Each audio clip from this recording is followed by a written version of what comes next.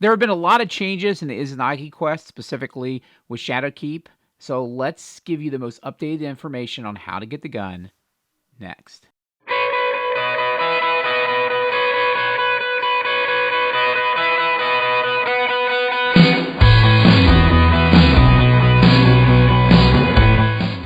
Welcome back, this is PartTimeGuardian, and in this video, we're briefly going to talk about the Izanagi Burden quest, how to get the gun, how to get the catalyst, and then how to level the catalyst up. Again, with Shadowkeep, it's a little bit more difficult to get through this quest, primarily because the forge is on a rotation, but it just requires a little bit of planning. So to start this quest, you'll need to get the mysterious box in the back of the Volundr forge. I'll kind of show you on screen how to get it. Basically, you have to kind of go into, not the normal area, but kind of go back, and there's a box, you pick it up there. Again, with Shadowkeep, the forges are now on a rotation, so you have to plan this part out next a little bit. But basically, you need to get keys. And the keys are tied to getting max temper in each forge. To get max temper, basically, you have to shoot 2 drones in between phase 1 and phase 2 of each forge. So for one of these, the fishhook key, you will get that at the Volundr forge. For the butterfly key, you'll get that at the Izanami forge. And for the hand key, you'll get that at the Fannon forge. At this point, you'll visit Ada, and you'll get a key mold. The next part requires you getting watch lenses. There's 2 ways to do this. You can obviously go in with a group and do the raid, and then at that point, you can go in the underbelly. Or you can try to solo it. Soloing it requires, and again, there's guides on the internet on how to do this. There's a series of switches you have to put in a specific area that will allow you to get into the underbelly, and you can kill those on your own. After this, you'll need to get Glimmering Amethyst, which you can get through a variety of things, public events, opening planetary chests, or strikes. Probably the easiest way is to do public events and pick up chests while you're doing that. The EDZ has a lot of public events that spawn on a regular basis, so that would be my recommended way to do this.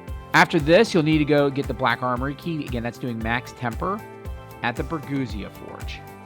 For the next step, you'll get a decryption device when you go back and talk to Ada. Then you're going to have to do a couple other things after that. You'll need to get an obsidian crystal from a rare bounty. Rare bounties are part of our RNG, so you don't know when you'll get one. I think the easiest way, and the way I found that the easiest way to do it, is basically do a bunch of bounties, store them up. Don't turn them in one-on-one. Then turn about 5 or 10 of them, 15, whatever you can store up. Usually with that, you'll get at least 1 rare bounty drop. The rare bounties can take a little bit depending on which one you get, and again, it's just blind luck on which one you get. But complete that, and you'll get the obsidian crystal. After that, you'll need to get an Ascended Glass Shard, and you get that from finishing the Shattered Throne. Following that, you'll have to do a special version of the Pyramidion Strike, which actually will have Extinguish, so be careful because you can actually wipe your entire fire team and go back to orbit, so be careful about that. Then finally, there's a Lock and Key mission on the EDZ. That's basically a special version of a forge. Finish that up, go back to Ada, and then you'll be able to get the weapon. To get the catalyst, what you need to do is you need to go into the menagerie in the heroic version, and you need to complete that and actually make doubly sure that you actually take your chalice and actually get a weapon. That's how I got mine.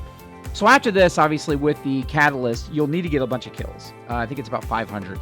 So with that obviously takes a long period of time, but there is an easy way to farm out kills, especially if you have a hunter. If you have a hunter, and you're using the Top Tree Hunter along with like Orpheus rigs so you can regenerate your super. If you use that, basically your tether, when it connects to enemies, if there's a lot of enemies, if you kill one of them, everything that dies as part of that tether counts as a kill. So you can see where this can allow you to get through it really quickly. The quickest way I found, and again, everyone's kind of a different way, is if you go into the Whisper mission, it usually takes you about 5 minutes to get through the jumping part to get to the green room. The green room is the room underneath the area where you have to do kind of the special jumping puzzle. If you go underneath into that green room, there's going to be a lot of thrall that spawn. What I did is I basically used tether. I also kind of mess with my mods. I have another video where I can talk about the infinite invisible hunter where that can help out with that potentially. I'll link that here. But basically, I was trying to get my tether constantly, and then I would drop the tether, I would kill Thrall with Izanagis Burden, and I actually got it within like 10-15 minutes. So again, that's where I found an easy way to do it. You can also use that method for basically any catalyst that you're trying to grind up. And that's it. Again, this is just a quick updated video on how to get Izanagis Burden. It's a specifically useful gun for raids and things like that. Anything you have to do high DPS, again, you can do that that reload, and you get 4 times honed edge, and that does a ton of damage. With a catalyst, it even does more damage. So again, it's a very useful gun to get. Again, if you like the video, feel free to like it and subscribe to the channel so you know about new updates coming out. I try to put out content on a regular basis. Subscribe, get in the comments. Let's kind of talk about what videos you'd like to see next, and I'll see you guys in the tower.